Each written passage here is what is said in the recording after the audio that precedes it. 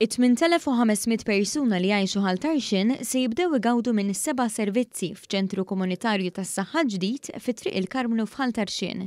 Dan iċ-ċentru ġie inawgurat mid-Deputat Prim Ministru, Ministru tas-Saħħa Chris Fearn u mis-Segretarju Parlamentari għaċ-Ċittadinanza u l-Komunitajiet Alex Muscat fid-dawl li x-xogħol fuq din il-berġa sar b'fondi mill-Fond Soċjali għall-Iżvilupp Nazzjonali. Is-servizzi offruti f'din il-berġa huma dawk tradizzjonali ta' tabib u infermiera flimkien ma' servizzi speċjalizzati ta' podjatrija, fiżjoterapija, speech and language pathology, nutritionist għal pariri fuq id-dieta u flebotomija għat-teħid tad-demm.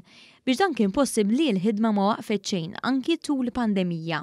Il-fatt li aħna rnexxielna nikkontrollaw il-pandemija b'mod daqshekk tajjeb kien tajjeb għall-pazjenti li kellhom il-COVID, kien tajjeb għall-ekonomija tal-pajjiż, ma kien tajjeb ukoll għall-komplement tal-ċittadini, tal-klijenti li kellhom kundizzjonijiet oħrajn li komplejna nżommu l-kura tagħhom. U kien propju għalhekk wieħed mill-affarijiet li ħarset leha l-Għaqda Dinjija tas-Saħħa meta qalet li Malta kienet possibilment l-aqwa pajjiż li ddilja mal-COVID, tant li ftit ġurnati li kien hawn direttur tal-WHO tal-Ewropa fejn rabajneh u baqa' impressjonat bil-livell ta' kura li qegħdin nagħtu anke fi żmien ta' pandemija.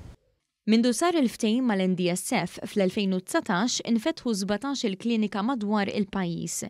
Fil-jiem li ġejjin se tinfetaħ il-berġa fil-periferija bejn il-Ħamrun u l-Marsa, filwaqt li x-xogħol jinsab avvanzat fil-Bereġġ f'ta' Ġorni, f'ta' Siġġiewi, f'ta' Birżebbuġa u oħrajn f'Għawdex. Investejna 10 miljuni mill-NDSF biex inkomplu noffru dawn is-servizzi flus illi mhumiex ġejjin mit-taxpayer Malti dan huwa kollu frott investiment barrani dirett u hemmhekk turi l-ħeġġa li aħna għandna biex intejbu s-servizzi tas-saħħa fil-komunitajiet tagħna biex dak li jkun jingħata servizzi ġodda letteralment qrib id-dar tiegħu. Dan huwa gvern li jinvesti kemm jiflaħ fis-saħħa tal-poplu Malti kollu kemm hu.